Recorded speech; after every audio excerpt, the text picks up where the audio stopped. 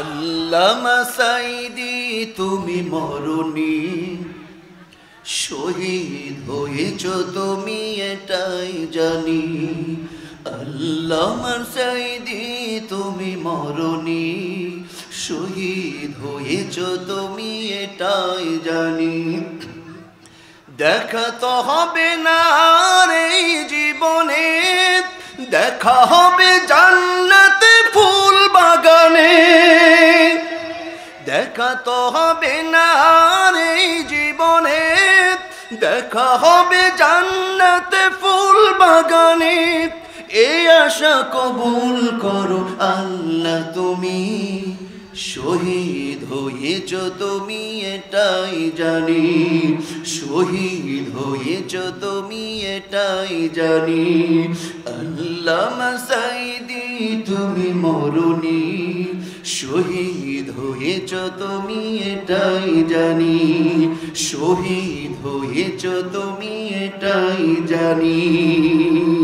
কথা বলুন, ঠিক না ব্যাঠি?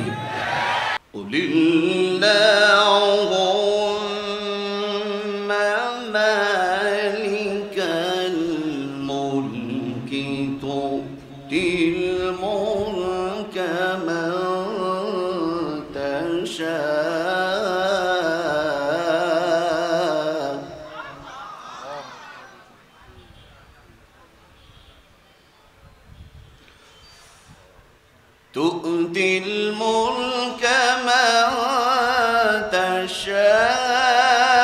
تشاء وتنزع الملك ممن تشاء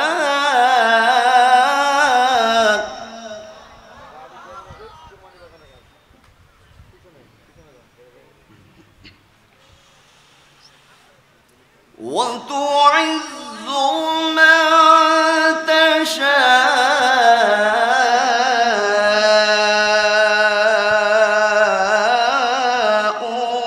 وتذل من تشاء بيدك الخير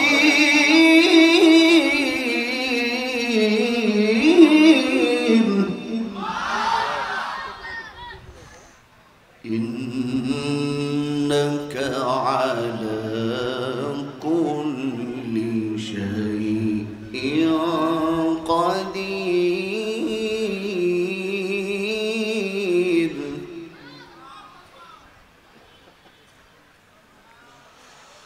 تولج الليل في النهار وتولج النهار في الليل وتخرج الحي من الميت وتخرج الحي من الميت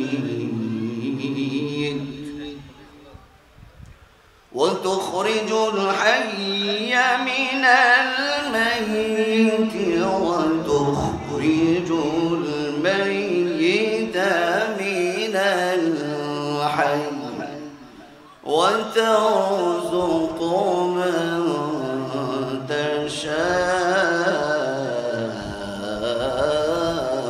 بغير حساب صدق الله العظيم.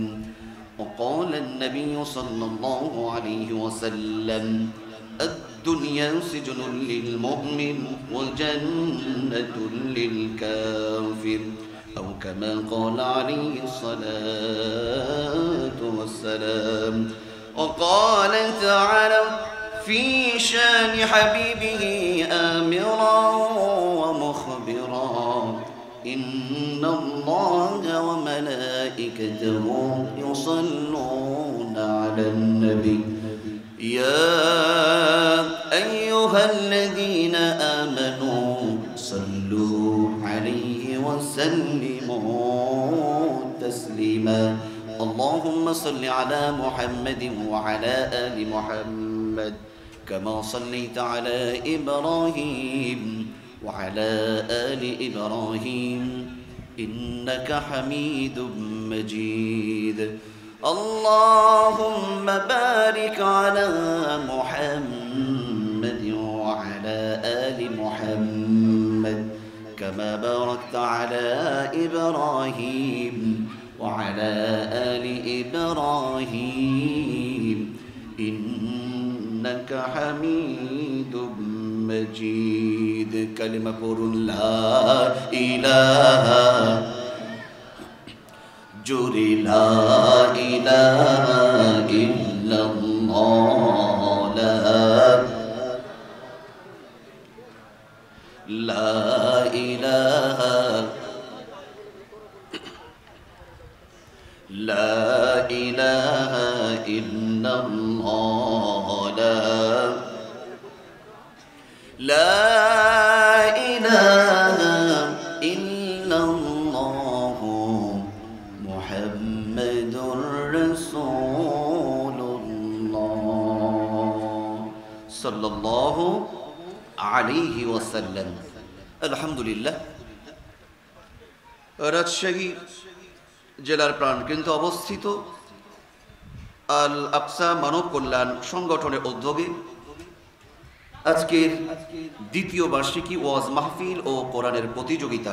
স্বৈরাচার শাসকের অধপতনের মৌলিক কারণ কয়টি? কাদের অধপতনের? সবাই বলেন কাদের অধপতনের? স্বৈরাচার তো আমাদের বাংলাদেশে নাই, থাকলে দিল্লিতে আছে বা ইংল্যান্ডে আছে। আমাদের আলোচনা আজকে শুনবো কোরআন এবং হাদিসের আলোকে কোথায় আছে আমরা সেটা জানবো ইনশাআল্লাহ। এখন স্বৈরাচারটা কি? স্বৈরাচার হলো স্বৈরাচার শাসক, এর সংজ্ঞাটা কি? খুব গভীর মনোযোগ দিয়ে শুনবেন। স্বৈরাচার শাসক একটি সরকারি ব্যবস্থা, জনগণ, সংগঠন, সংবিধান, নিয়ম, রীতি নীতিকে অপেক্ষা করে মন গড়া জুলুম, শোষণ, শাসন করে মানুষদেরকে জিম্মি করে যেই রাষ্ট্র পরিচালনা করা হয় সেটাকে বলা হয় স্বৈরাচার শাসক। আর একবার বলতে হবে, কথা বলুন ঠিক না বেঠিক? আল্লাহ রাব্বুল আলামিন কোরআনুল কারীমে কি বলেন শুনুন। পৃথিবীর বুকে ক্ষমতা পাবে কারা, ক্ষমতা হারাবে কারা? পৃথিবীর বুকে সম্মানিত হবে কারা, লাঞ্ছিত অপমানিত হবে কারা? বুঝে থাকলে একটু বলুন তো, এর সব কিছুর কল্যাণ কার হাতে?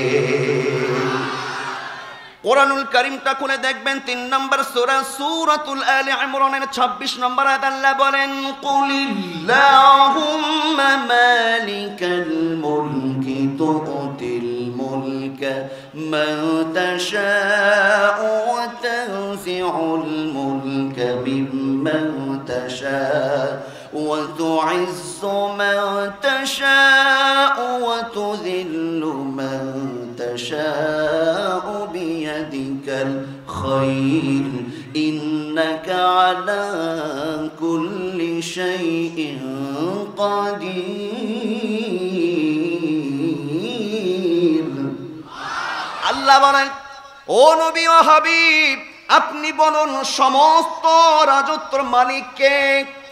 সমস্ত রাজত্বের মালিক আমার আল্লাহ। আমার আল্লাহ যাকে চান রাজত্ব দান করেন।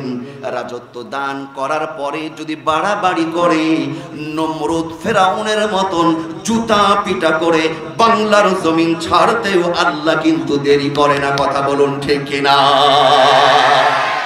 ওয়া তুইজ্জু মান তাশা ওয়া তুযিল্লু মান তাশা বিয়াদিকাল খায়র। শুধু তাই না, আল্লাহ বলছেন আমি ইজ্জত দান করি, আমি তাদেরকে বেইজ্জতি করি। স্বৈরাচার শাসকরা বেইজ্জতি বাংলাদেশে তো একটাও হয় নাই। কথা বলুন ঠিক না বেঠিক? হয়েছে? হয় নাই? বেইজ্জতি হয় নাই, শুধু সাবেক বিচারপতি মানিকের বিচি নাই। শিক্ষার জন্য বলছি, কথা বলুন ঠিক না বেঠিক? আমার বাবাজিরা, লম্বা কথা, বলছিলাম স্বৈরাচার শাসকের অধপতনের বলতে হবে মৌলিক কারণ কয়টি? এক নম্বর কারণ হলো, আমি কোরআন হাদিস স্টাডি করে দেখেছি, যুগে যুগে যেই সমস্ত স্বৈরাচার শাসকদের অধপতন ঘটেছে তার এক নম্বর কারণ হলো তারা ইচ্ছাই অনিচ্ছাই অহংকার প্রদর্শন করেছে। কথা বলুন ঠিক কিনা? অহংকার করবে যারা অচিরেই ধ্বংস হবে তারা। কথা ঠিক না ব্যাঠি? স্বৈরাচার শাসক যারা যুগে যুগে স্বৈরাচারের এই ভূমিকা পালন করেছে, দরদিরে আমার, আল্লাহ পাক একটু সময় দিয়েছে কিন্তু ছাড় দিয়েছে, ছেড়ে দেয় নাই। পৃথিবীর সবচাইতে বড় আল্লাহর সঙ্গে ধৃষ্টতা দেখানোর দুঃসাহস করেছিল। কত বড় স্বৈরাচার ছিল! 400 বছর যে শাসন কার্যক্রম পরিচালনা করেছিল নমরুদ। নাম কি? এই নমরুদ এখন আছে না অধপতন হয়েছে? কেমন পতন হয়েছে? নমরুদ তো ধ্বংস হয়েছে। নমরুদের নাম নেওয়ার মতো, নমরুদের নামে কেউ নাম রাখে এই রকম দুঃসাহস কেউ করে? এইখানে নমরুদের নামে কেউ আছেন? থাকলে একটু হাত তোলেন।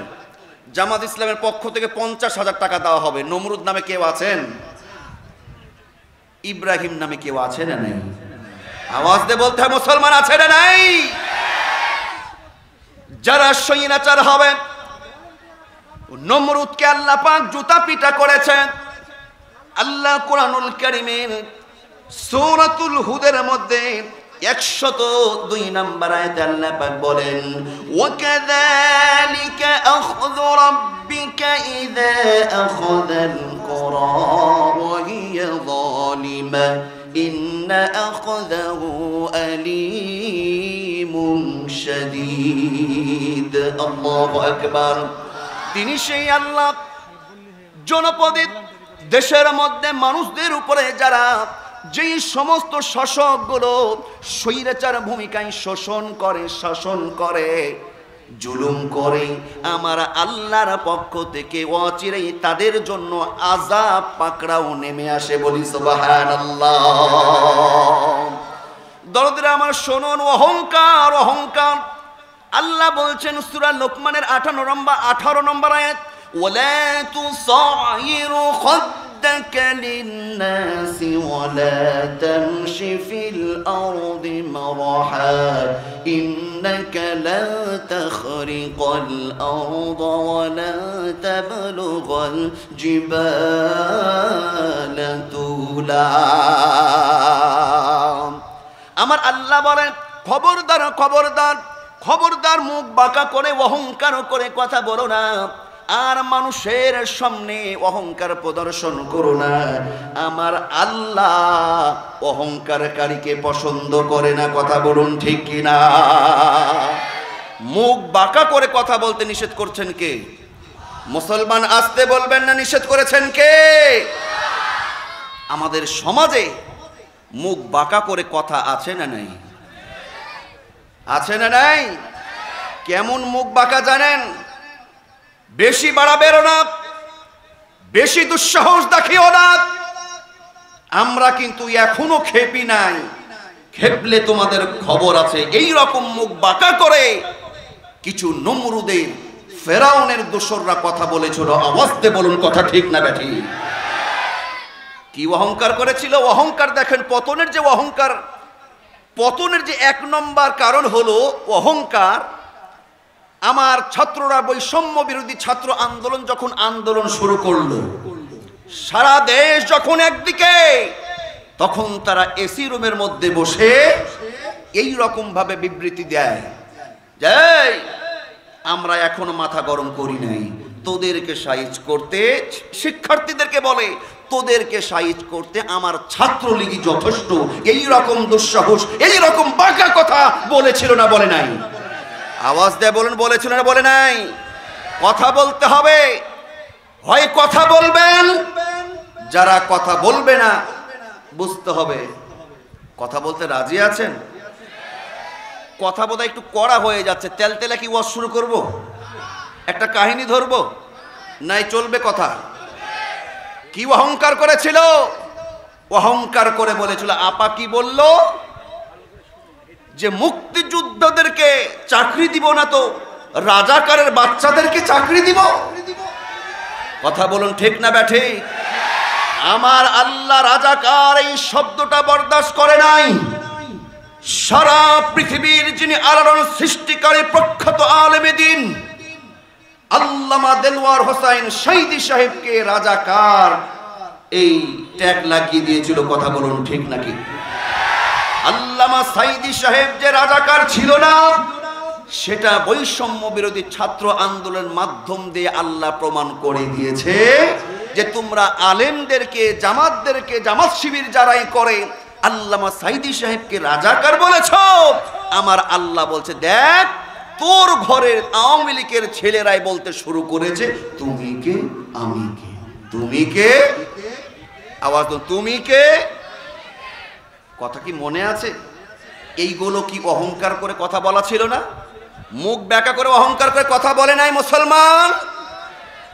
শোনন, আল্লামা সাইদি সাহেবকে রাজাকার কথা বলেছে, আল্লাহ পাক এই রাজাকার ট্যাগ দিয়ে তাদেরকে ধ্বংস করেছে।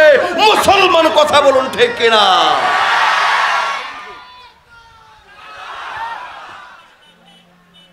অহংকার করা চলবে না। অহংকার করবে যারা অধপতনের মধ্যে অচিরেই পড়বে, তারা কোনো সন্দেহ আছে? আল্লাহ কি বলেন এবার শুনুন। অহংকার যারা করবে, এই অহংকার চরিত্র বৈশিষ্ট্য, এটা কোনো মানুষের বৈশিষ্ট্য হতে পারে না। একটু জানা থাকলে বলুন তো এই বৈশিষ্ট্যটা কাদের? বলতে পারবেন এই বৈশিষ্ট্যটা কাদের? এই বৈশিষ্ট্য হলো মানুষের না, এই বৈশিষ্ট্য হলো শয়তানের। কথা ঠিক কিনা? 2 নম্বর সূরা সূরাতুল বাকারার 34 নম্বর আয়াত দেখবেন, আল্লাহ বলেন, ওয়াইদ কুলনা লিল মালাইকাতি ইসজুদু লিআদম ফাসাজাদু ইল্লা ইবলিস। আল্লাহু আকবার। আল্লাহ বলেন, আমি যখন সমস্ত ফেরেশতাদেরকে নির্দেশ দিলাম আদমকে তোমরা কি করো, সিজদা করো, ফাসাজাদু, সবাই মেনে নিল, কেউ অহংকার করলো না, আদমকে সিজদা করলো, ইল্লা ইবলিস, একজন ব্যতীত। কে ব্যতীত? ইবলিস। ফেরেশতাদের যে শিক্ষক ছিল, অহংকার করার কারণে আমরা নূরের তৈরি মাটির আদমকে কেন সিজদা করব? অহংকার করে। ইল্লা ইবলিস, আল্লাহ বলছেন ফাসাজাদু ইল্লা ইবলিস আবা ওয়াস্তাকবার ওয়া কানা মিনাল কাফিরিন। অহংকার করে সিজদা দিল না। কার হুকুম লঙ্ঘন করলো? আল্লাহর হুকুম লঙ্ঘন করলো। আল্লাহ পাক তাকে কাফেরে পরিণত করে দিল। কথা বলুন ঠিক না ব্যাঠি? আমার দরদানে খেয়াল করুন, অহংকার, এই অহংকারের পরিমাণ কোথায় গিয়ে দাঁড়িয়েছিল? অহংকারের পরিমাণটা কোথায় গিয়ে দাঁড়িয়েছিল? এত অহংকার করত, তারা শুধু মনে করত আমার দলের লোক হবে যারা এইগুলো মুক্তিযোদ্ধা, অন্য দল করবে যারা তারা হলো রাজাকার। কথা বলুন ঠিক কিনা? এই কারণে এই কথা বলেছিল যে মুক্তি যোদ্ধার ছেলেদেরকে চাকরি দিব না তো রাজাকারের বাচ্চাদেরকে চাকরি দিব। মানে এটাই প্রমাণ করে তুমি যদি আমার দলে থাকো তুমি মুক্তিযোদ্ধা। কি যোদ্ধা? কি যোদ্ধা? তুমি যদি অন্য দলে যাও আমার বিরোধিতা করো তুমি রাজাকার। আওয়াজ দেয় বলুন। আমার দরদেরা শুনুন, জুলুম করেছিল, শোষণ করেছিল, অহংকার করেছিল। 400 বছর শাসন করার পরেও নমরুদ সর্বপ্রথম এই ধৃষ্টতা দেখিয়েছিল কাকে? আল্লাহকে। এবং আল্লাহর সঙ্গে অহংকার করেছিল। সেই নিজেই প্রভু দাবি করেছিল। সেই নিজে প্রভু দাবি করেছিল। নমরুদ পয়গম্বর ইব্রাহিম আলাইহিস সালাতু ওয়াস সালামকে বলল, ও ইব্রাহিম, তুমি আমাকে রব, আমাকে প্রভু মানতে পারো না, কেন তোমার কোন ইগোতে বাধা দেয়? তুমি আবার কোন রবের তুমি গোলামি করো? পয়গম্বর ইব্রাহিম আলাইহিস সালাতু ওয়াস সালাম তিনি বলেছিলেন আমি যে আল্লাহর গোলামি করি সেই আল্লাহ হলো মানুষকে জন্ম দেয়, সেই আল্লাহই মানুষের মৃত্যু ঘটাই। বলি সুবহানাল্লাহ। পয়গম্বর ইব্রাহিম যখন এই কথা বললেন, এই স্বৈরাচার অহংকারকারী নমরুদ বলল যে আমিও তো এটাও করি, জীবন দান করি, আমিও মৃত্যু দিই। তার কারাগার থেকে ফাঁসির তার দুইজন আসামিকে বের করে নিয়ে আসলো। একজনকে মুহূর্তের মধ্যে ছুরির আঘাত দিয়ে তাকে বিদায় করে দিল, আর একজনকে যখন আঘাত করে হত্যা করতে যায় বলল না তোকে মারবো না, যা তোর আমি জীবন দিয়ে দিলাম। যখন এই কথা বলে পয়গম্বরকে বলে ইব্রাহিম তুমি কি দেখলে আমি একটার জীবন দিলাম আর একটার জীবন বাঁচালাম? ইব্রাহিম পয়গম্বর বলে তাহলে আর একটা কাজ করে দেখান দেখি। আমার আল্লাহ প্রতিদিন পূর্ব দিকে সূর্য উঠায়, প্রতিদিন পূর্ব দিকে সূর্য উঠায়। আজকে আপনি একটা দিন শুধু দেখাবেন, তবে আমি আপনাকে মেনে নিব। যদি আপনি দেখাতে পারেন তবে আপনি রব, আপনি প্রভু মেনে নিব। একটা দিন পূর্ব দিক থেকে নয়, আপনি পশ্চিম দিক থেকে সূর্য উঠাবেন। এই কথা যখন বলেছে স্বৈরাচার নমরুদের জবান তখন লা জবাব, মুখটা বন্ধ হয়ে গেছে। কথা ঠিক না ব্যাঠি? মুখ বন্ধ, যে কোন জায়গায় হাত দিয়েছে। আসলে আমি তো সামনে বলি আমাকে রানা রব্বকুমুল আলা, আমাকে রব বলো, প্রভু বলো, কিন্তু আমি তো রাতের আড়ালে। আমি কার কাছে সাহায্য চাই? আমাদের বাংলাদেশেও এসি রুমের মধ্যে বসে টকশোর মধ্যে তুমি বড় বড় কথা বলতে, কিন্তু আমরা জানি তুমিও নমরুদ ফেরাউনের মতো ওই মক্কা মদিনায় গিয়ে মাথায় কালো পট্টি লাগিয়ে আর ঘরের মধ্যে বসে তুমিও মাঝে মধ্যে বলে আল্লাহ তুমি তো জানো বাংলার মানুষ কেউ না জানলেও আমি সবগুলোকে ধোকা দিয়ে বোকা বানিয়ে আমার দলে করে রেখেছি। কিছু চাকরি দিয়ে, কিছু টাকা দিয়ে, কিছু ব্যবসা দিয়ে, কিছু টেন্ডার দিয়ে, কিছু পদবি দিয়ে। কিন্তু আল্লাহ আমি তো তোমাকে বোকা বানাতে পারবো না, তুমি আমাকে বেজ্জতি করো না, আর একটু ছাড় দাও না। দরদিরা আমার, আল্লাহ ছাড় দেয়, কিন্তু আওয়াজ দিয়ে বলেন ছাড় দেয় ছেড়ে। ওমাকারু ওমাকার আল্লাহ। অনেকের মনে মনে একটা প্রশ্ন উকি দিচ্ছে, বলবো প্রশ্নটা কি? অনেকে মনে করছে হুজুর আপনি এই কথা বলছেন, তাহলে তো আজ থেকে 15-16 বছর ধরে দেখছিলাম কত কিছুই না আপনারা করলেন, কই কিছুই তো করতে পারেন নাই। তার মানে আমরা বুঝি যে ওনারও ভালো ভালো কিছু আমল ছিল এবং আল্লাহর বোধহয় ওনার প্রতি দয়া ছিল, বিধায় আল্লাহ ওনাকে এতদিন বাঁচিয়ে রেখেছে। এই রকম অনেকে আমার সামনেও বলেছে, আমি নিজে প্রমাণ। আমাকে ডাইরেক্ট বলেছে যে ওনার ভালো কিছু গুণ আছে, বিধায় আল্লাহ ওনাকে ধ্বংস করছে না। কিছুদিন আগে, আজ থেকে 3 মাস আগে বলেছ কোনো লাভ হবে না। আমি বলেছিলাম মুখ ফুলিয়ে, হরেকগ্রাম বাজারে খোঁজ নিয়ে, আমি বাজারে বলেছিলাম সেমিফাইনাল খেলা চলছে, ইনশাল্লাহ এই মাসের মধ্যেই ফাইনাল হবে। তো মাস কি 5 আগস্টের মধ্যেই কুল্লুহুম খালাস করে দিয়েছে। কথা বলুন ঠিক কিনা? দরদিন আমার খুব খেয়াল করবেন, অহংকার করা চলবে না। যে কথা বলছিলাম, অনেকে বলেন নিশ্চয় ভালো কোনো আমল আছে, না হলে ধ্বংস হবে না কেন? আপনারা এত কানাকাটি করছেন, এত কিছু হচ্ছেন টুপিওয়ালারা, তাহলে ওনাকে নামাতে পারছেন না কেন? প্রশ্ন আছে না নাই? আপনার প্রশ্নের উত্তর আজকে আমি দিয়ে যাব। যারা বলেন আল্লাহ হয়তো ওনার প্রতি দয়া করেছেন, ওনার প্রতি রহমত ছিল, বিধায় এতদিন ওনাকে টিকিয়ে রেখেছে, কিন্তু এই ধারণাটা ভুল। এই কথাটা মোল্লার নাকি আল্লাহর? আওয়াজ দিয়ে বলুন কার?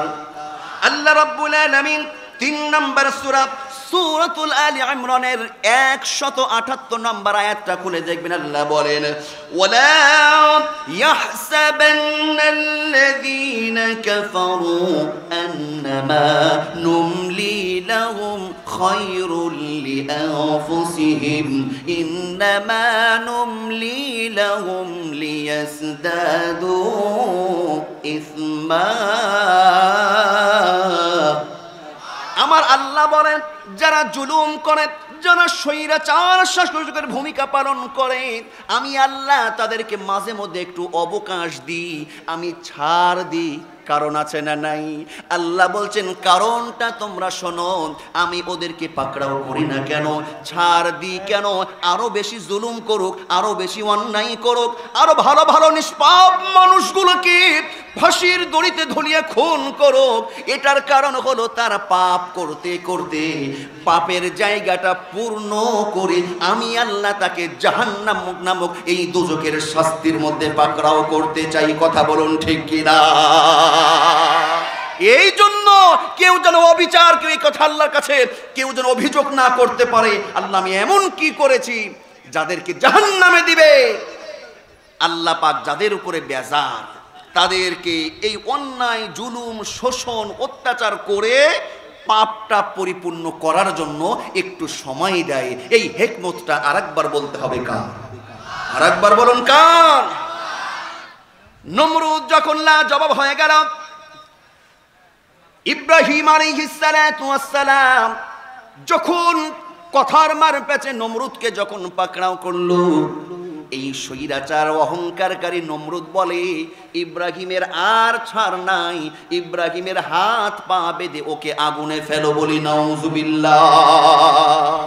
আচ্ছা বলুন তো, পয়গম্বর ইব্রাহিম আলাইহিস সালাতু ওয়াস সালাম উনি যে আগুনে গেছিলেন কার জন্য? আগুনে গেছিলেন কার জন্য? আল্লামা সাইদি সাহেব 13 বছর জেলখানায় কাটিয়ে শাহাদাতের পেয়ালা পান করে কবরে চলে গেছেন। সাইদি সাহেবের এই জীবনটা ত্যাগ দেওয়া কার জন্য? গোলাম আজম সাহেব, মতিউর রহমান নিজামী সাহেব, আমার ভাইয়েরা, জামাতের অসংখ্য আমির যারা নামাজ পড়তো, তাহাজ্জুদ পড়তো, হক প্রতিষ্ঠা করত, জীবন দিয়েছে, বাতিলের সঙ্গে আপোষ করে নাই। এটা ছিল কার জন্য?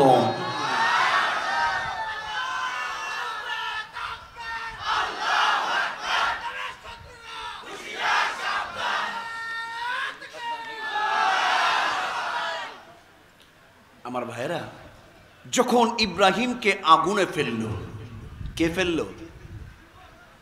অন্য নাম বলে দেন না বাজে, কেউ শেখ হাসিনা বললেন কে কে ফেলেছে? আমরা ওনাদের কথা বলছি না, কার কথা বলছি? নমরুদ। এখন চরিত্র আদর্শ যদি মিলে যায় তাহলে উত্তরসূরি তাদেরও হয়ে যায়। কথা বলুন ঠিক কিনা? যদি এটা না হতো, অনেকে বুঝে না যে হুজুর ওটা ওইখানে ঘটনা ঘটেছে, ওটা ওইখানের ব্যাপার, আপনি এইখানে কেন টেনে নিয়ে আসছেন। এটাই যদি হতো, 1450 বছরের এই পুরানো কোরআনটা এখনো বাংলার জমিনে থাকতো না। কথা বলুন ঠিক কিনা? কিয়ামত পর্যন্ত এই কোরআনই থাকবে। একটা আয়াত তো দূরের কথা, একটা জবরজের এই দিক সেই দিক করার কারো কোনো ক্ষমতা। পয়গম্বর ইব্রাহিমকে আগুনে ফেলে দেওয়া হলো। ইব্রাহিম আলাইহিস সালাতু ওয়াস সালাম আল্লাহর জন্য আগুনে গেছেন। আল্লাহ রাব্বুল আলামিন ইব্রাহিমের উপরে খুশি হয়ে গেছে। আগুনকে বলে, ও আগুন, কুলনা ইয়া নারু কুনি বারদান ওয়া সালামান আলা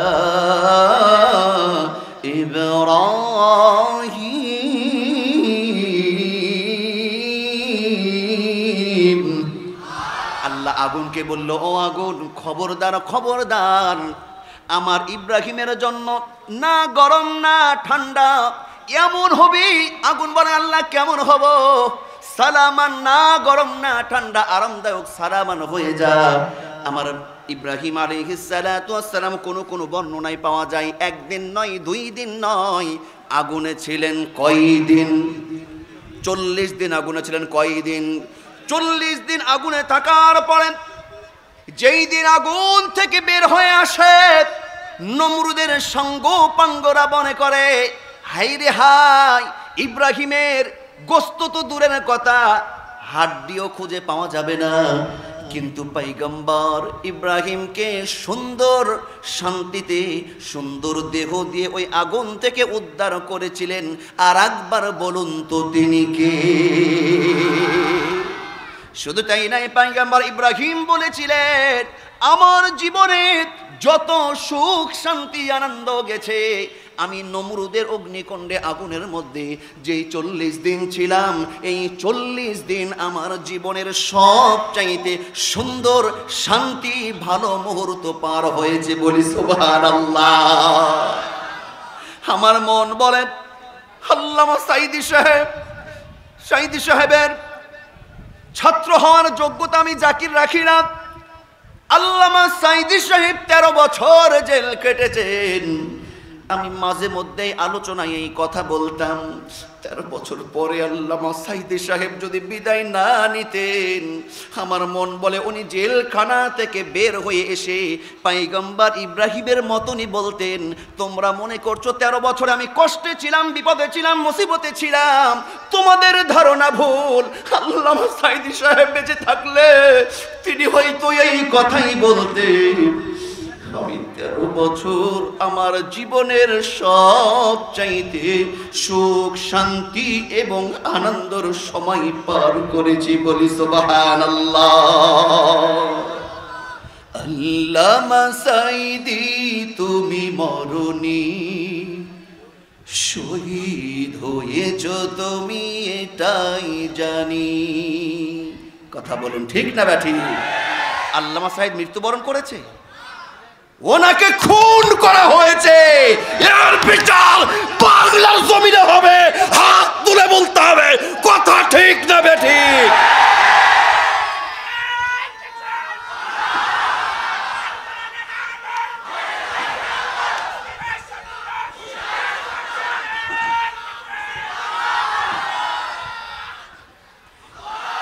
আল্লামা সাঈদী তুমি মরনি, শহীদ হয়েছো তুমি এটাই জানি। আল্লামা সাঈদী তুমি মরনি, শহীদ হয়েছো তুমি এটাই জানি।